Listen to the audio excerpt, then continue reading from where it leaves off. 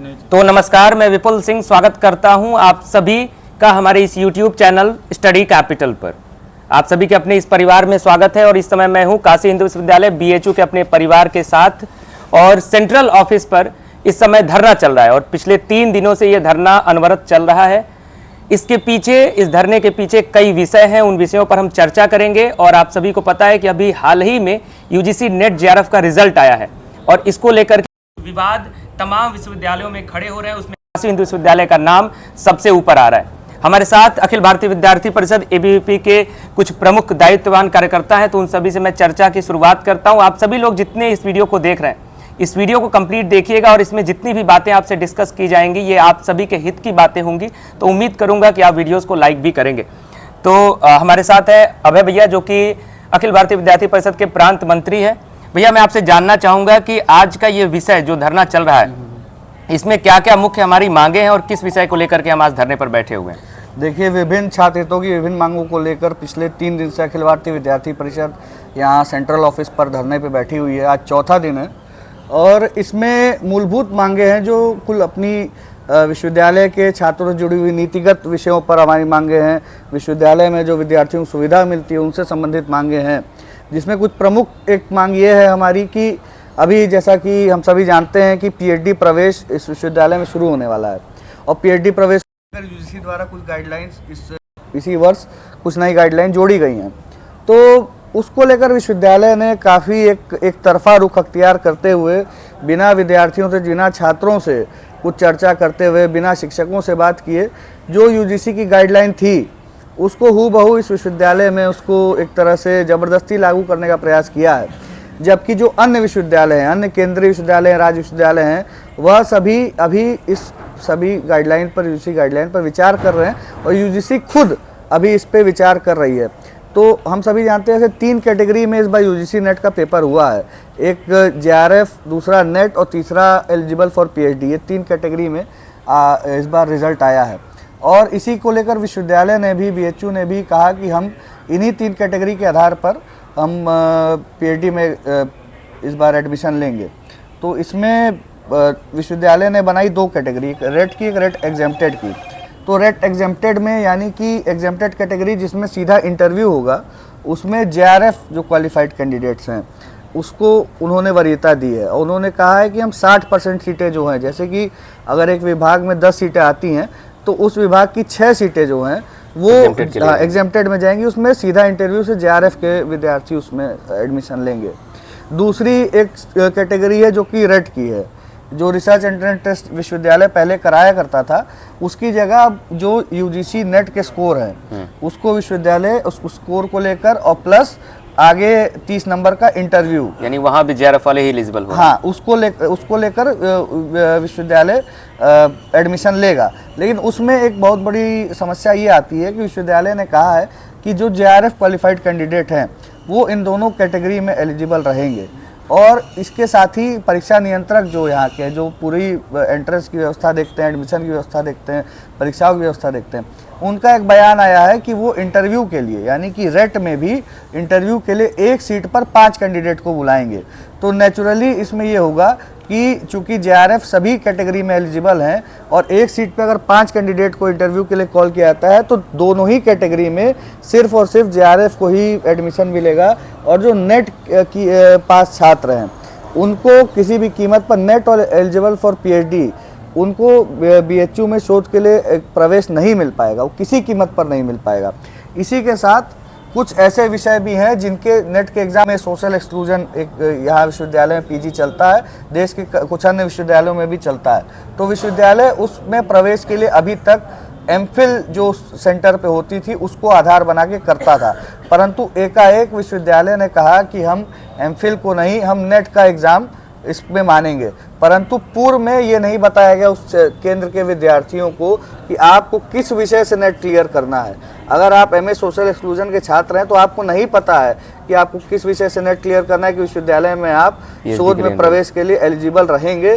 तो ये कुछ मांगे हैं, इन सब मांगों को लेकर हम यहाँ बैठे हैं। हम चाहते हैं कि ये जो एक कॉलिंग वाला आधार है कि एक सीट पर 5, इसको तत्काल विश्वविद्यालय इस निर्णय को वापस ले और जो पूर्व की तरह जितने भी लोग क्वालिफाई कर रहे हैं सबको अवसर दिया जाए। इंटरव्यू में बैठने का।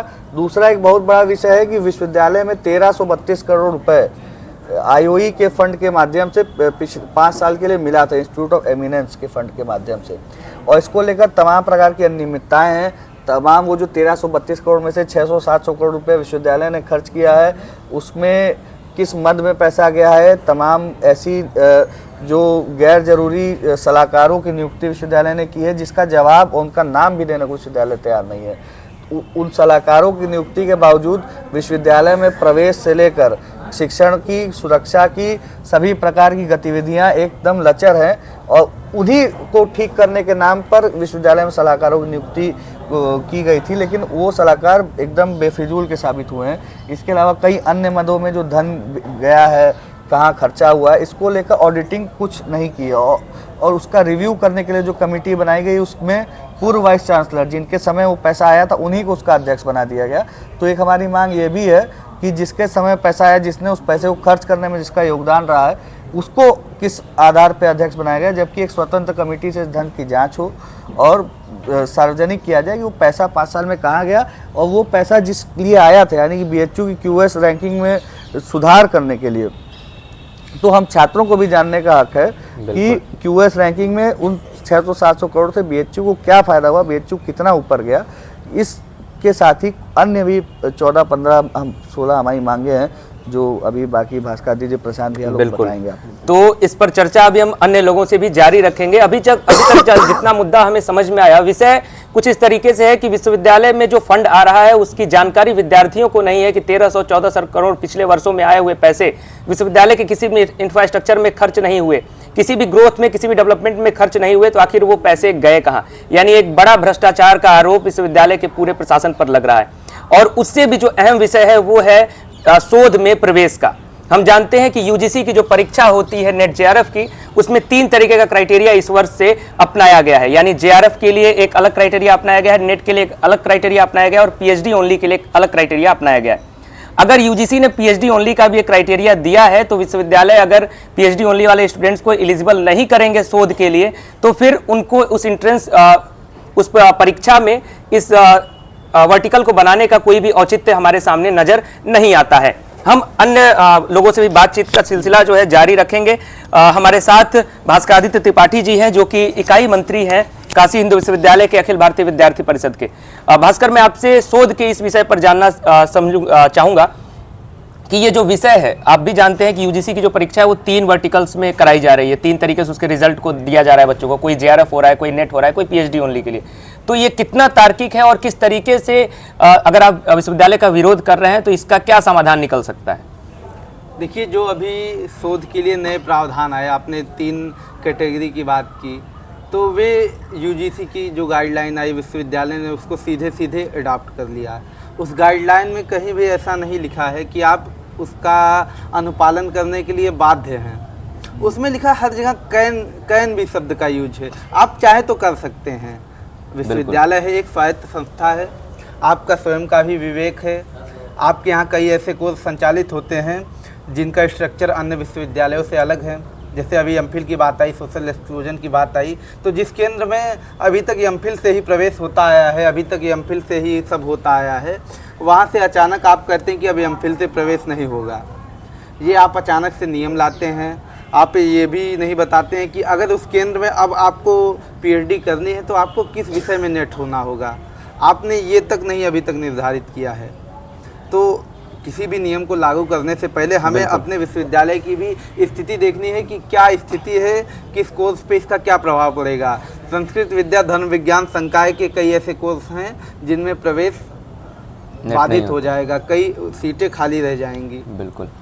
तो मुझे लगता है कि विश्वविद्यालय ने जो निर्णय लिया है कि किस तरीके से वो शोध में इस बार प्रवेश देंगे, ये कहीं ना कहीं उन्होंने भविष्य को सोचा नहीं है, उन्होंने आगे देखा नहीं है कि बाकी डिपार्टमेंट से मुझे लगता है चर्चा नहीं की है। और एक होता है कि तानाशाही रवैया अपनाते हुए उन्होंने डिसीजन लिया है, और ये डिसीजन शायद इस विश्वविद्यालय के पूरे नियमावली पर भारी पड़ सकता है, क्योंकि ये नियमावली जो नई बनी है ये पूरी तरह से तानाशाही नियमावली अभी तक समझ आ रही है, जितना कि परिषद के जितने भी सदस्य हैं वो बता रहे हैं। और इसी वजह से धरने पर ये लोग पिछले 3 दिनों से बैठे हुए हैं, और मुझे लग रहा है कि ये धरना तब तक चलने वाला है जब तक इनकी मांगे पूरी नहीं हो जाती। हमारे साथ इकाई अध्यक्ष हैं अखिल भारतीय विद्यार्थी परिषद के प्रशांत भैया। तो भैया मैं आपसे ये जानना चाहूँगा कि इस धरने के अन्य और भी कौन कौन से विषय हैं विश्वविद्यालय में और कितनी अनियमितताएं चल रही हैं और आपकी मांगे किस प्रकार से हैं? जैसा कि अनियमितताओं की जब बात होती है तो अनियमितताएं तो इतनी सारी अनियमितताएं हैं कि हम गिनते गिनते थक जाएंगे। लेकिन होता है कि कुछ प्रमुख मुद्दे जो छात्र हितों से जुड़े हैं, हम उन प्रमुख मुद्दों के साथ यहाँ बैठे हुए हैं। जैसे अभी शोध की बात हुई, शोध में जिस तरीके से गड़बड़ी चल रही है, शोध प्रवेश प्रक्रिया में जिस तरीके से छात्रों के साथ, छात्रों के भविष्य के साथ खिलवाड़ हो रहा है, ये कहीं ना कहीं दर्शाता है कि हमारी जो शिक्षा प्रणाली है वो हाशिए पे जो लोग हैं उनको मेन स्ट्रीम में ले आने के बजाय उनको फिर से कहते हैं कि और किनारे करना और हाशिए पे करना, मतलब हाशिए से भी और हाशिए पे। एक किसान का परिवार का लड़का, ये हमारा जो भारत है ये ग्लोबल विलेज इसे कहते हैं। एक किसान का लड़का जब शहर में आता है, काशी हिंदू विश्वविद्यालय में पढ़ने की जब इच्छा रखता है तो वो सोचता है कि हम यहाँ से बीए करेंगे, एमए करेंगे, पीएचडी करेंगे। लेकिन पीएचडी में ऐसी नियमावली बनाई जाती है कि कहते हैं कि वो शोध अच्छे मार्क्स लाने के बावजूद कुछ नियमों के वजह से वो यहाँ पढ़ने से वंचित रह जाता है। ऐसी प्रक्रिया से देश का भला नहीं होने वाला है। ऐसी प्रक्रिया से जो आईयूई का फंड आया वो उपयोग में नहीं आएगा, और जब वो छात्रों के उपयोग में नहीं आएगा तो वो फंड कहीं ना कहीं अनैतिक जगहों पे खर्च होगा, जो हुआ है उसका ब्यौरा हम विद्यार्थी परिषद आज बैठ के मांग रहे हैं। वो ब्यौरा वाइस चांसलर साहब नहीं दे पा रहे हैं। दूसरी बात हम देखते हैं, विश्वविद्यालय में जब छात्र आता है तो संवाद की एक जगह खोजता है, संवाद कोई माध्यम नहीं, न प्रशासन से छात्रों के बीच में, न छात्र के बीच से प्रशासन के बीच में, न छात्र के छात्रों के बीच में। कुछ वर्ष पूर्व से ही कहते हैं, यहाँ बहुत पहले से ही यहाँ पे सांस्कृतिक कार्यक्रम होते थे। पहले संकाय स्तर पे, फिर विश्वविद्यालय स्तर पे। संकाय स्तर पे कहते हैं कार्यक्रम होते थे, सभी छात्र एक जगह इकट्ठा होते थे, एक दूसरे से परिचय करते थे। उसके बाद वही संकाय के छात्र कहते हैं, जब स्पंदन एक कार्यक्रम होता था, बहुत बड़ा कार्यक्रम विश्वविद्यालय स्तर पे होता था, यहाँ एमपी थिएटर सामने ग्राउंड है, तो वहाँ पूरे विश्वविद्यालय के छात्र जुड़ते थे। तो एक फैकल्टी का छात्र दूसरे फैकल्टी से जुड़ता था। हम अखंडता, एकता की बात करते हैं, और काशी हिंदू विश्वविद्यालय का प्रशासन अपने ही विश्वविद्यालय में ऐसे संवाद भरे कार्यक्रम को बंद करके छात्रों में एक कैसी स्किल पैदा करना चाहता है, एक गुलाम स्किल पैदा करना चाहता है कि छात्र एक कमरे में बैठे, एक छात्रावास में बैठे। अभी पूर्व में एक समस्या आई कि एक छात्रावास का व्यक्ति दूसरे छात्रावास में नहीं जा सकता है। सामने एक बिरला छात्रावास है, एलबीएस में नहीं जा सकता है। क्यों नहीं जा सकता है भाई? एक जूनियर अपने सीनियर से क्यों नहीं मिल सकता? ये सारे क्वेश्चन करते हैं कि बेसिक क्वेश्चन है, विश्वविद्यालय में ऐसे ही क्वेश्चन होते हैं, और ये प्रमुख मुद्दा है। बिल्कुल, आज का छात्र कल का भविष्य है, लेकिन आज का ही जब छात्र कहते हैं कि अधर में डूबा रहेगा तो भविष्य हमारा कैसा होगा। और हम बात करते हैं विश्व गुरु की, तो ऐसे जो संकुचित मानसिकता के लोग हैं, जो दिशा निर्देशन कर रहे हैं, जो पथ प्रदर्शन कर रहे हैं, जो विश्वविद्यालय में शिक्षक अपने आप को कहते हैं, 3500 रुपये छात्रों का लेते हैं। 3500 रुपये लो बजट में, छात्रावासों में भोजन जो होता है लो बजट में मिलना चाहिए। 3500 रुपये ले रहे हैं वो, ठीक है, हम मानते हैं, लेकिन क्या भोजन वैसा मिल रहा है? छात्रों को कीड़े युक्त भोजन मिल रहा है।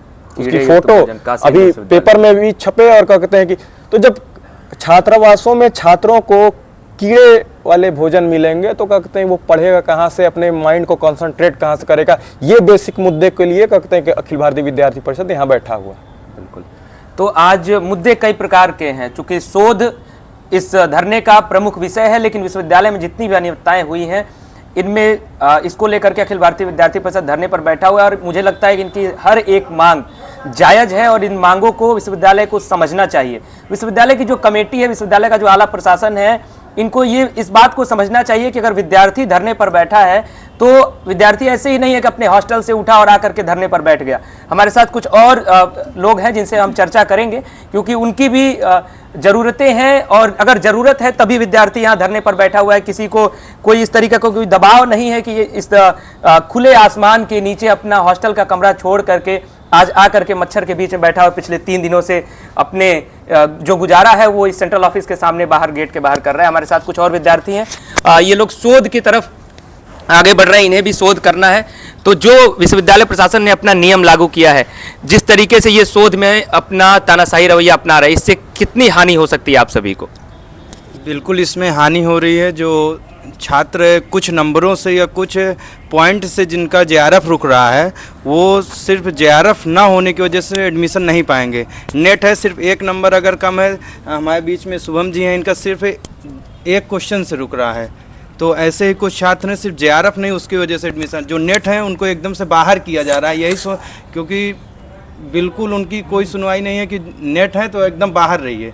क्राइटेरिया 3 बनाया गया है, लेकिन एडमिशन सिर्फ जेआरएफ वालों का ये लोग देना चाह रहे हैं, जो अभी तक ऐसा कुछ नहीं था। ये नई गाइडलाइन आई है, ज़बरदस्ती अपने ऊपर लोग ये यहाँ चालू करना चाहते हैं। ऐसा कोई वहाँ से नहीं है, दबाव नहीं है कि आप चालू ही करें। बहुत से विश्वविद्यालय कहीं सब जगह ऐसा नहीं हुआ है, सिर्फ काशी हिंदू विश्वविद्यालय में ये अभी नई प्रक्रिया चालू होने जा रही है।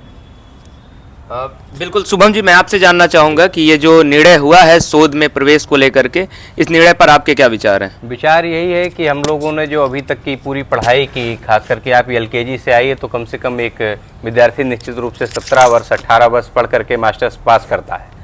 और एमए पास करने के बाद, चूँकि हमारा जो कोर्स है तो एमए इन हिंदू स्टडीज़, पूरे देश में इसका ढिंढोरा पीटा गया और बीएचयू को क्रेडिट दी गई। बीएचयू ने कोर्स बनाया और बनारस हिंदू यूनिवर्सिटी ने जो एमए इन हिंदू स्टडीज का कोर्स बनाया, उसको यूजीसी ने अडॉप्ट किया और देश की लगभग प्रतिष्ठित विश्वविद्यालयों में धीरे धीरे कोर्स आना शुरू हुआ। लेकिन जो बीएचयू ये कोर्स ले करके आया था, उसके 2nd बैच के हम पास आउट छात्र हैं। आज बीएचयू प्रशासन, भारत अध्ययन केंद्र, जहाँ से हमने पढ़ा, किसी के कान पर ये जूं नहीं रेंग रही है कि इन छात्रों ने, चूँकि हमारा यूजीसी नेट का 5वां या 6ठा पेपर हो गया है हिंदू स्टडीज का, बिल्कुल अभी तक शोध में एक भी सीट बीएचयू ने नहीं दिया। हम 2nd बैच पास आउट हैं। जो 3rd बैच है वो भी 2nd ईयर में है, उसका 3rd सेमेस्टर है, 4-6 महीने बाद वो भी पास हो जाएगा, 3rd बैच पास हो जाएगा। आज तक एक भी प्रवेश की सीट नहीं आई पीएचडी के लिए। पहला विषय हुआ। दूसरा, अभी जो आया है 3 दिन पहले यूजीसी नेट जेआरएफ का रिजल्ट, तो उसमें जो आप चर्चा आई, सभी लोगों ने जो रखा कि केवल जो ये नया नेम बीएचयू लाने जा रहा है, इससे केवल जेआरएफ वालों का एडमिशन होगा।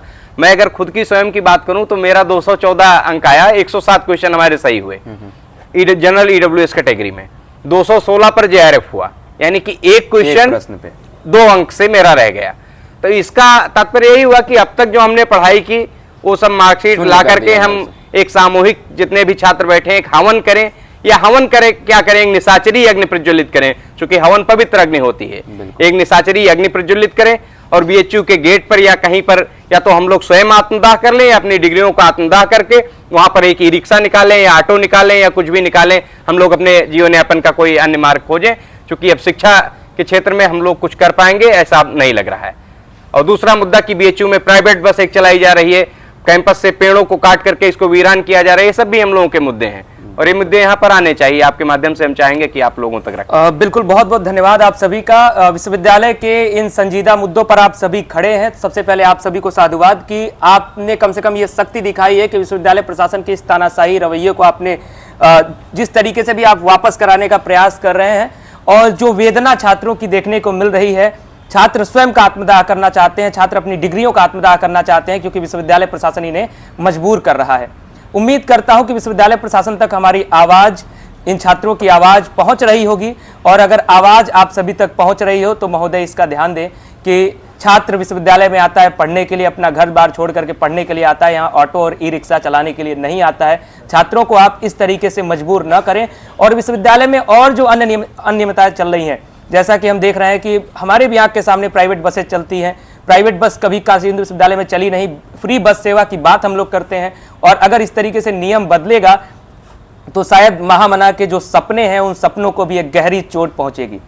अभी फिलहाल इन्हीं शब्दों के साथ इस वीडियो को हम एंड करते हैं। आप इस वीडियो को शेयर करते हुए सभी तक पहुंचाएं, विश्वविद्यालय प्रशासन तक पहुंचाएं, और अन्य जहां भी आप पहुंचा सकते हैं जो इस मुद्दे को कुछ भी अगर थोड़ा सा बूस्ट कर सकता है, स्टूडेंट्स के हित में अगर खड़ा हो सकता है, तो जरूर आप उनको जोड़ें। हम आपके साथ ऐसे ही जुड़े रहेंगे, छात्रों के साथ हमेशा जुड़े रहेंगे, और हर समय छात्र हित के जो जितने भी मुद्दे होंगे उन मुद्दों के साथ हम खड़े रहेंगे। अभी के लिए इस वीडियो में इतना ही। बहुत बहुत धन्यवाद। नमस्कार।